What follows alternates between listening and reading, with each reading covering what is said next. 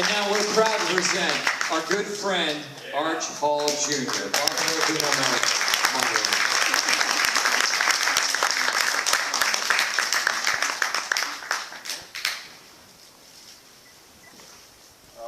Let me just say, it's great to have Arch back, not only as a guest, but also as a guest guitarist with the Bash Boys. Thoroughly enjoyed that. You know, it just, and hopefully we'll be coming back again. Thank you, Bob. It was a blast. It always is, and the crowds here are incredible, and it's always a wonderful experience. This is my second bash I've been to. 2 years ago I was here at the older location, Butler, and it was my first experience, and it was a great one. And this is equally as good, and many of the faces I saw then, I see again today, so, and the last 2 days. So it's been a great experience. Good. Well, that's what we like to hear, certainly. One thing that comes to mind, I was thinking about, you know, our Q&A and how Hollywood has this proclivity for remaking everything and screwing it up. If they were to remake The Sadist, who do you think should play Charlie Tibbs, if it came down to it? Who would you see in the role of Charlie? Boy, that's a toughie. It depends. That caught me flat-footed here. What do you think, guys? I mean, why don't you throw some suggestions? Charlie Tibbs' grandfather. But yeah, and you're still, I mean, you're still working on something right now, right? Maybe Gary Oldman or something. Gary Oldman, yeah. I don't know. Just off the top of my head. Working on something new? Yeah. Well, I'm actually, my part of it's done, but I got called the other day, which was kind of a little bit flattering, because, you know, at age 70, my phone's not exactly ringing off the wall, especially I'm not even out there trying to do anything. But a guy called me and he said, "Hey, I'm a young up-and-coming filmmaker in California. My name is Michael S. Rodriguez, and I'm making a film called Lamb Feed. It's a horror film, and blah, blah, blah. I'd like to use you if you'd like to come back and do something. You ever think about doing some acting anymore?" And I said, let me think. It was, he says, "I'll tell you right now, it was 50 years since you've done anything." I said, "Oh, yeah." He said, "Better not wait too long, dude." You know, so I said, "Yeah, okay, Nice. You got a point there, Michael. I'll try to help you." I said, "Whatever it is, it sounds like," and he gave me a spiel, and it's something right up the Monster Bash alley. It's a story. It has something in it to offend everyone. It has you know, deep religious overtones. It has cannibalism, eating of human livers and gallbladders, incest, lots of things, nudity, and blah, blah, blah. Anyway, I think it's going to be very interesting, and I think Michael S. Rodriguez probably will have a great future as a director and a writer. But anyway, my part was done in about 3 days, a few days ago, and I posted on my Facebook some stills and things, and there'll be more updates, but if anybody's interested, check it out. You had some serious makeup in that, didn't you? Yeah, 3 hours, about 2.5 to 3 hours sitting each morning, and a wonderful lady named Grace Ortiz was she's a Native American, we can say American Indian. So she did the makeup, and she had a long career with Walt Disney Studios and then she has some health problems and kind of retired for a while and then came back again. But very talented, and my face is rigged up with a scar that's very reminiscent of Tom Berenger in Platoon, if you remember Platoon, and Tom Berenger's jagged scar. He pretty much ripped that off, and it was a hat tip to Oliver Stone, right? And the other makeup, it was very sickly. He was supposed to be, the character I portray is a former Special Forces medic from the Vietnam era, and he's got Agent Orange poisoning and mental problems and everything, and he's addicted to human gallbladders, but you know. But other than that, a swell guy. He's the patriarch of a very dysfunctional family. I don't need to go any further, but I'll just be watching out for Lamb Feed, and we'll see where it goes. So. Yeah, any kind of release date at this point, or? Actually, it's this particular film is a short made, and it's going to be in some film festivals they're planning to in the future. But it's also fishing for. It's part of a trilogy. The it's going to be a three-part full-length feature, but they're also fishing around to see if there's interest in making it into a feature, if somebody wants to swoop in and become interested in it. But it definitely, you know, who knows? Anything could happen, and we have big hopes for it, and there's a lot of people. One of the biggest stars in it, not Richard Keel, but someone a little bit smaller, but a lot younger, is Robert Burks. He's about 6'11", maybe a little over, and he was in one of the Rob Zombie movies. I think it was House of a Thousand Corpses. Yeah. And he had a part in that, did some other things, but big guy, great guy, and he plays the Butcher, and wicked special effects makeup and everything, and he's dismembering a traveling salesman. But I won't go any further. But, I've seen some of the stills, and it looks interesting. I'm going to open it up to questions now. We have questions out there. Let's start right over here. Yeah, hi. In the choppers, you are driving the coolest hot rod I've ever seen. Where'd you get that hot rod? Do you know if it's still around? I do. I know exactly about that car, and it's a funny thing. I'll try to tell you real quick. That car, it's a 26 T-bucket hot rod, not a fiberglass, but a real Model T with a Buick nailhead engine. It was made by Tommy Ivo. Tommy Ivo made many cars for films. You might know it. Anybody that's in the hot rod world, Tommy Ivo had a 4-engine Buick powered dragster years ago in the 60s, and Tommy Ivo built it. He built a lot of cars, and then he sold that car to a man named Bill Rowland. Bill Rowland owned it and repainted it black. It was originally kind of a dark cherry red, and after he repainted it, just shortly before the choppers, we were looking for a hot rod, and it was featured, I believe, in the Hot Rod magazine, Peterson Publications, you know, famous Hot Rod magazine, and it was on the cover, and I think my dad got in touch with him and said, "Is that car available? Who did he get in touch with?" He got him, put him in touch with Bill Rowland. Anyway, to make a long story short, Bill Rowland himself, kind of a jerk, really. He had a great car, and you know, Tommy's car, but he said, "Well, I don't want to let my car." Oh no, he made a deal with my dad. Use it in the picture, yeah, it's fine. And then about after 2 or 3 days filming, he said, "I don't want to have it in this feature in the picture anymore. I'm going to take it home unless I have a part in the picture." Well, how's that for negotiating a film deal, huh? So anyway, my dad gave him a part, and reluctantly, because there was no choice, it was needed in the rest to finish the film. But the car was, it may have changed hands a couple of times after the choppers. That was made in 1959, by the way. Most books will show that choppers came out in '61, which is correct, but when it was filmed was 1959, Southern California. Fast forward to about a year and a half ago, maybe 2 years ago, a Brazilian hot rod custom car magazine devoted to primarily custom American cars from the 50s and 60s and maybe early 70s contacted me. They were running a feature article on the choppers and different cars from different movies, hot rod movies, and they said, "Where is that car? Do you know?" And I said, "I really don't. I mean, it's been 1959 since the last time I drove it. I know it's maybe somewhere." And they said, "Well, we're going to put an investigator on it. We know some people in California and Brazilian people, and they're going to start looking for it. We'd like to find it today and do a then and now thing." I said, "That's cool." Anyway, they contacted me. They found it. Wow. They also found a story that before they found it, it was discovered by some of Tommy Ivo's loyal builders, and it was rusting away in a garage. It had gone to seed, and they got it and restored it completely, and now it resides in its original glory, original color, by the way, at the NHRA Museum in Riverside, California. So if anybody's ever out to California, go to Riverside, you'll actually see that car. It does tour around, do some shows too, but it's the same car, it's the same. 26, what was the model? I believe it was a 26T, Model T Ford, yeah. Wow, that's great. Nice. Yeah. That must have been fun. That looked like a fun car to drive. It had some punch to I it. was 15 and a half years old, which was the young, you can get a learner's permit, I think, in California back in those days. When you're 15, I had my learner's permit, but I'd been driving for a long time. My dad had me driving cars when I was 9 years old or 8 years old. I'd driven tractors in South Dakota and everything.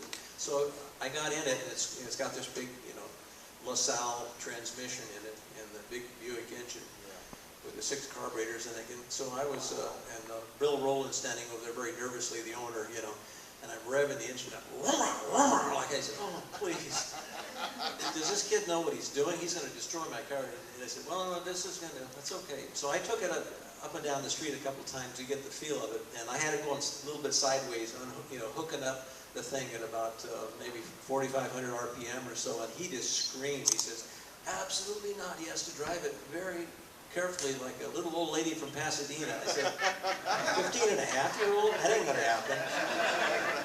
Yeah. But after it went sideways, it broke loose a little bit, but he had slicks on it, and they weren't even the cheater slicks, so you get a little bit of water, a little oil on them, and boy, they'll start spinning and start burning. But I did that a few times, and he said, no. Questions out there? Questions, right here.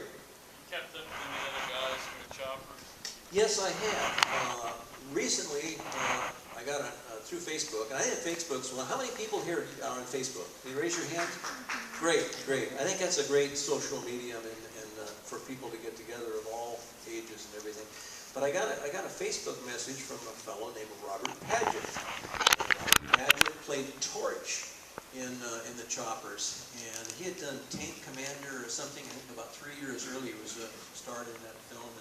But anyway, he contacted me. He lives in Boca Raton, Florida. I live in Florida, so he's pretty close to me. And he said, where are you? I said, I'm in Florida. He said, you are? He says, I'm in Boca Raton. He said, I'm a grandfather taking care of my grandkids and blah, blah, blah. We got to get together. And I said, yeah, absolutely, Robert. So that's the latest person I've been in touch with. For many years, I've been in touch with Burr Middleton, who went under the name on the screen of Mickey Hoyle in the Choppers. Well, Mickey Hoyle, because of Mickey Rooney, was his godfather. Recently, we all know that Mickey Rooney passed away. Burr Middleton, from the family, his grandfather is Charles Middleton, the actor. How many people know who Charles Middleton is? Yeah. And of course, he was Ming the Merciless in Flash Gordon with Buster Crabbe, which my dad actually did movies with Buster Crabbe too, a movie called My Brother's Ghost years ago. You may or may not have ever heard of that one. But so those two, the other ones, Roy Baker, kind of lost track of him. Or he also went by Rex Holman was another name he used. Don't know much about him or where he is.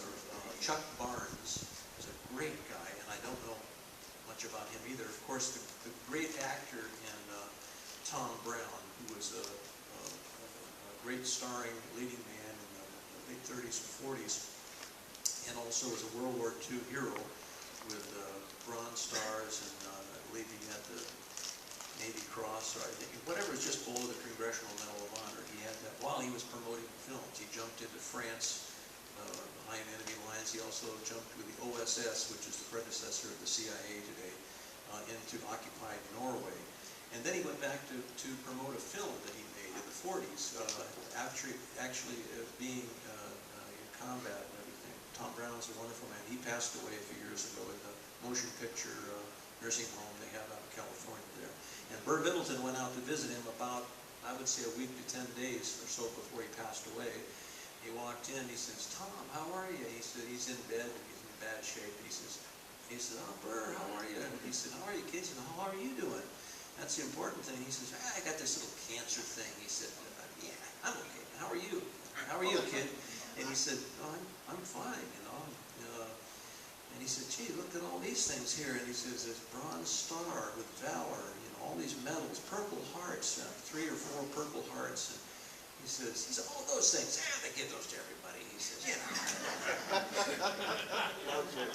They don't make them like that anymore, do they? No, they don't. Questions? In the back, yes, this gentleman right here. Yeah, is that whole thing where you caught Joel Hodgson fake or not? Well, coming from Joel Hodgson, you come up here, Joel. You don't mind, do you, Bob? It's all right. I'll take a little intermission. Thanks, Bob. Thank you. Hey, man, great to see you. This was really interesting getting to meet this guy this trip. Because I was really nervous about meeting him after doing Egon Mystery Science Theater. And Well, you did a little more than doing ego. Let's be honest here. It took a lot of chutzpah to do what you did. yeah, thank you. And the thing that's crazy is EGA is one of our most popular titles ever. For example, I did I think it was my 1000th tweet, and I just said on this, my 1000th tweet, I would just like to say, watch out for snakes. And it was my biggest tweet ever. I mean, I guess it got favorited like 500 times, which is really a lot for me. And so it just shows how much EGA and Mystery Science Theater go together. So when I heard we were going to do this event, I just started going like, talking to Ron like, well, tell me about Arch Hall, like, what's he like? And he goes, oh, well, he's tough as nails. He's in the Flying Tigers. Had a whole incredible life overseas. And so I'm starting to worry about this guy. You should be. It's true, and there's so much, there's just so much going on. Obviously, his whole life after all his film career, that amazing life, he's had an incredible life. And I was still uptight because we corresponded a little bit via email, but he was still kind of cold. I say, well, gosh, Arch, let's have dinner, buddy. No, nothing. Arch, can I get you some coffee? Can we meet for coffee? Nothing. Were you playing me, or are you just not good at writing back the emails, or what? What do you think? So even when we got here, they had our tables right next to each other. And I just said, hey, I think I should move over there. I can't put my banner up here. But anyway, then we met, and he's a super sweet guy, and we decided to do a prank on Friday night where he pied me. I loved what you said, though, too. Do you remember what you said? I think I said something like, this is for Fairway International Films, or something like that. Yeah, this is payback. This is payback for the Fairway International Films, 1962 or something. Yeah. I don't know why I said that, So but it seemed like it was natural. awesome. I'll always remember that. Just as I'm getting the pie, I'm hearing that. It was pretty fun. But anyway, and then we got to have breakfast yesterday, and I got to hear a lot of his story and his amazing life. And can you just tell him? I would love you to just. You told a story about. I met Richard Keel probably 5 years ago. I got to talk to him about EGA. And he told me an amazing story where these guys your dad was like four-walling EGA.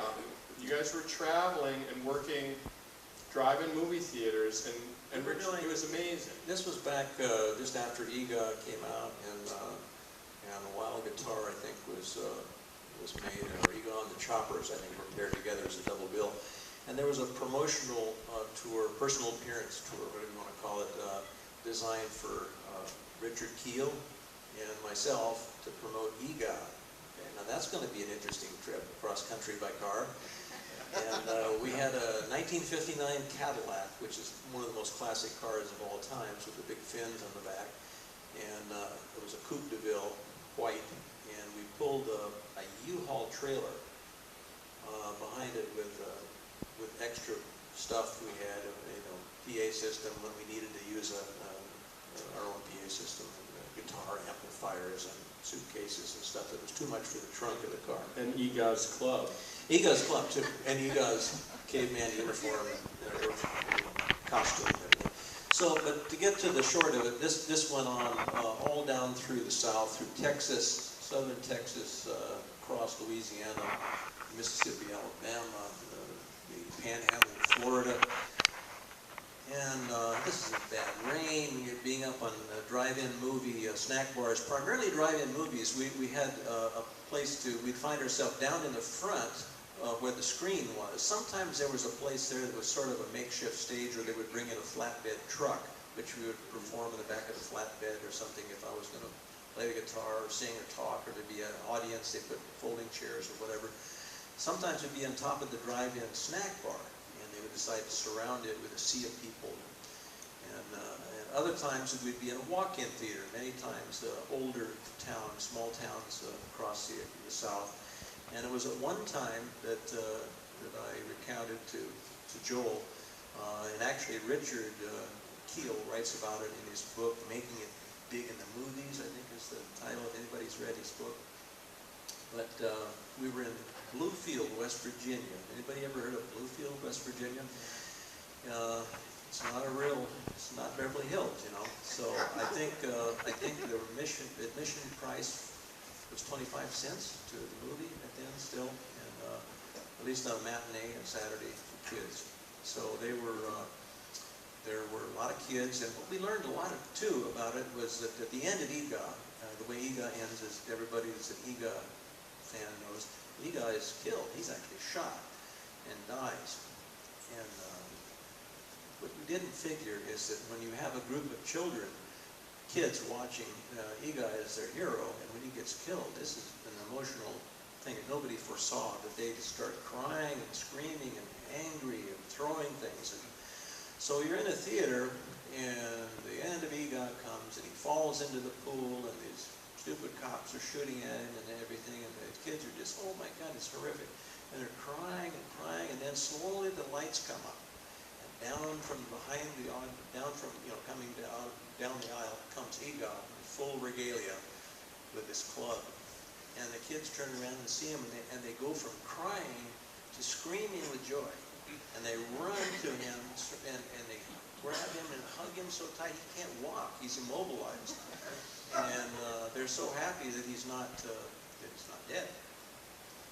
Well, but being perfectly honest, all three of us, my father, Richard, myself, had done this for a couple of months, I think it was, or 6, 7 weeks. We were tired, motels. What we were doing primarily is going to television stations and walking right in to a live television broadcast in the morning, where there'd be a morning personality and talking and blah, blah, blah. They, hi, how are you feeling this morning, Frank? I'm just great. And the weather is, oh my God. And here comes Richard walking right out on live television with his club looking around, And, or sometimes you'd walk into a casual male-female local personality thing, and Richard would walk in like he just pushed the guy's chair over and then start pawing away at the female. And she'd be looking up at him like that, and the cameraman and the guy would run out of the control room with a headset on. He'd say, what's going on here? Call security. And for a while it was real. It looked like a... Now that was... I have a feeling these TV stations didn't have security back then. Well, sometimes they did, but sometimes it didn't work too well because they would be so happy to see Richard and to talk with him and everything, and he would kind of diffuse it. But many times we would just bypass it and go on in. And it wasn't a post-9/11 kind of world. We had to remember that back then. But anyway, getting to my point, we all became very tired. We did the TV stations, radio stations the same way, burst in on the live broadcast, do not enter, flashing on the air sign, blah, blah, blah. No. EGA just opens the door and goes in. He's EGA. He doesn't read English, of course.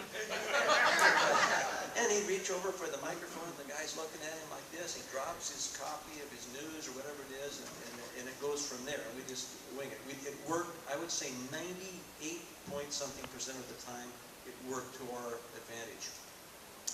But let's fast forward. We've been doing it for 6, 7 weeks, and we're tired. We're sometimes having a cold and trying to get well, don't feel good. I played up on top in the rain, in a cold rain with an electric guitar. I don't recommend that to anybody. But, so we finished up this in Bluefield, West Virginia, and we're just pulling away with our trailers loaded up and our equipment. It's just starting to pull away, and this young boy, little black boy, about 9, I'm going to say maybe 9 years old, comes running up and tears streaming down his face. He's pounding on the side of the Cadillac, the window, which he sees Richard's sitting on the right driver's seat, right side of the front seat, and he says, EGA. And I was driving, and I stopped real quick, and I rolled the window down, and he looked at EGA, and he reached in, and he just hugged him so tight. He says, EGA, I love you, EGA, I love you. Please never forget me, EGA. Don't ever forget me. And I'll be honest with you, he had both Richard and I in tears as we were driving away. I said, did that affect you the way it affected me? And he said, Well, sort of, you know, sort of. He's wiping his eyes, you know. He said, that was really something, wasn't it? I said, yeah, I'll never forget that. Well, Richard wrote a book later, and he incorporated that he never forgot. He said, you know, that little boy's probably a grandfather today. So, anyway.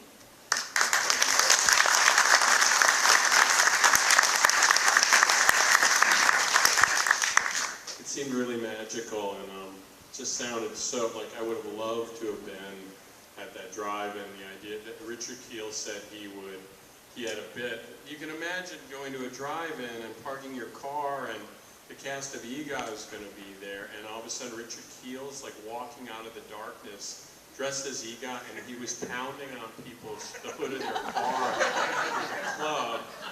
And Arch is on top of the snack bar plugging in his amp and getting ready to do a song from the movie or a song. Was this during Wild Guitar? Or? Well, later we did that on another tour. We did that, excuse me, with Nancy Czar and Dave Sullivan, Alamo Day, and I. We used to perform with electric piano, another bad thing in the rain, but drums, and Nancy would sing and dance, and we did that on drive-in roofs and on flatbed trailers, but that was a different tour. That was a different promotional tour. We did it down in New Orleans. Went to a VFW hall and played with a bunch of guys. A fight broke out, and the guy fired or came in. You always watch out when somebody breaks by the bouncers and he's wearing a Hawaiian shirt with congealed vomit all over it. That's not a good sign that there's going to be good things happen from that point on. So we saw that breaking by, and he's a big guy too. And suddenly he came, kind of lurching in a drunken way toward, and he pulled out a .45 and started blasting at the bandstand. Well, the bandstand, we didn't know, but 3 weeks before, his wife had an affair with the drummer of a band that was playing there 3 weeks ago. Well, that wasn't our fault. So we have, my drummer was Ernie Garola, Ernesto Garola, we call him Paco. He's a Mexican guy from Indio, California. I mean, he knows nothing about this whole scene. So, and being a kind of a closet blues man, I always carried a gun in my amplifier, like Albert King used to always. I had a .45 automatic in my amplifier, so I was, after the first round went off, then the bouncers caught up with him, took him down about halfway, disarmed him and everything, so there was no harm, no foul. I think one of the rounds hit the electric piano, but Wurlitzer Company made strong electric pianos back then. We should have that in the brochure. Our pianos are bulletproof. If you happen to be on the road with Arch Hall Jr. I have one other question, and this is something that you talked about at breakfast that I just was so fascinating. And you just talked a little bit about your dad and how, he was just like, I mean, I don't know that much about him, but, he just seemed like a real operator, bigger than life, just ambitious and trying to get stuff done. And the thing that Arch said was very creative and could do most of it, but the business part kind of escaped him. And he kind of found out that, the world of movies back then had to do with prints, and prints are very expensive. And you would have to license the print to a theater, and they could ruin the print. But could you just kind of paint that picture? Because I want you to tell the part about the gun. Yeah, it's a little bit disturbing because the movie business is in two words: movie business. My dad was really good. He was, in radio early on in his career in South Dakota, Denver, California. He was in movies with John Wayne, Crash Corrigan, and Buster Crabbe, all these people we know and love dearly back in the 30s. But then when he finally returned to the business he loved to be in, he really didn't know that much about the business end of it. He worked as an actor and a stuntman and all this. So what he found out was when you have a film to distribute, you're pretty much at the advantage of the distributor. And you might have a drive-in, multi-screen drive-in, which has, say, 5 screens, and they could be running Fairway International pictures on either 3 of the screens or 2 of the screens, or whatever, and they're full every weekend. and they would remit for a weekend play, let's say of 2 or 3 fairway pictures, they would remit $12.50, let's say, for each film. And you have a drive-in theater filled maybe 450 cars or 300 cars or 290 cars, whatever it is, times 3 or 4 or 5. So they're bringing in some pretty good money at the gate, but it never happened that way. And the prints would be destroyed. The print would, even back in the 60s, a color print from Technicolor would cost around $2,500 or so, maybe a black and white 2000 or 1900. But a projectionist could ruin a print. Couldn't be repaired or patched, it was just destroyed, and they would send it back to the laboratory. The laboratory would fire out a new print under the way the system worked to the distributor, but bill or debit my father's Fairway International's basically revolving account, exactly, for $2,500. Now, I'm not real good at math, but if you get paid $12.50 for someone to destroy a $2,500 print, then they automatically can request another $2,500 print to destroy. That's not very good, is it? That's not going to go on for very long. And in a nutshell, that sort of was the short description of why Fairway sort of came to an end, because it was not good for the independent producer. My dad knew pretty much all the independent producers at that time, including Roger Corman, even the AIP guys and everything. And it was just, it was tough. So for the little guy, for the real small fish, it's a tough business. Are you comfortable with the gun thing? Oh no, you're talking about when my dad, yeah, my dad actually, I forgot about that, I got off track. My dad actually, there was one distributor which was a notorious crook. I probably shouldn't say his name. But his initials. Bleep you out when you say it. Go ahead and say it and I'll go. His initials are.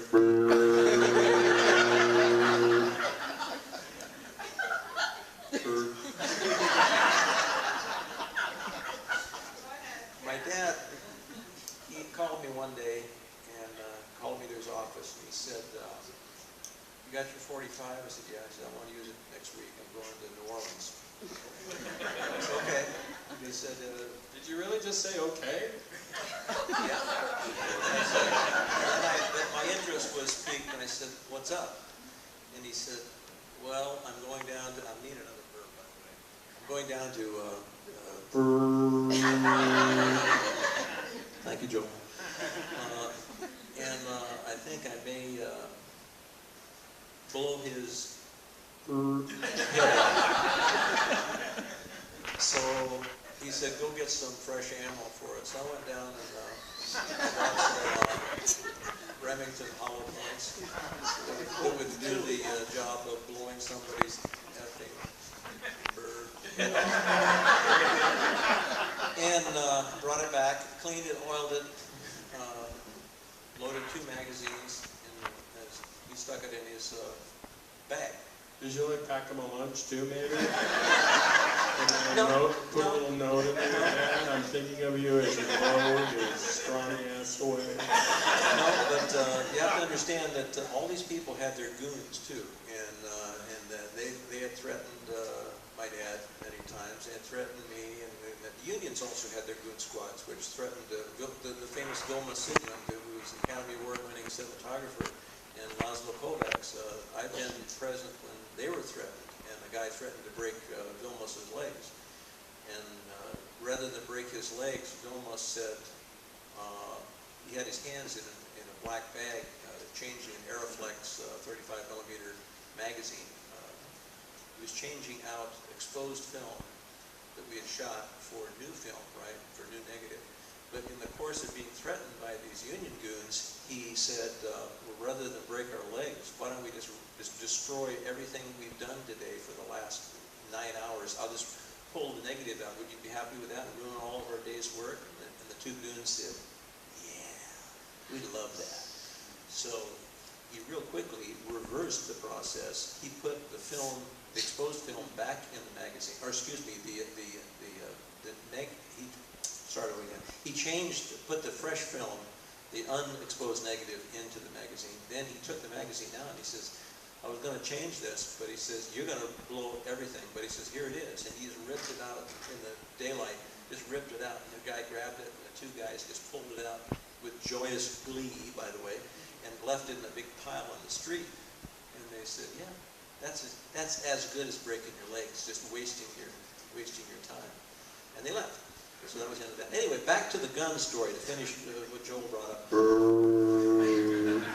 No more names, no names, please. But anyway, he went to New Orleans, and the gentleman wined and dined him and everything, and got my dad drunk, and in a sort of a sentimental mood, left his goons and bodyguards and stuff away, didn't threaten anybody, and my dad said, he basically got me in a soft mood and said that he was hurting for money and he was having troubles and all that, and he was going to change completely. He saw, he found the Lord or something, and he was not going to cheat any independent producers anymore. Yeah, sure. So he came back to LA, and the first thing I did is, of course, he had his bag there, and I said, I went over and took the gun out, and had 7 rounds in the magazine, or 7 rounds in the spare magazine, so, you know, nothing was used.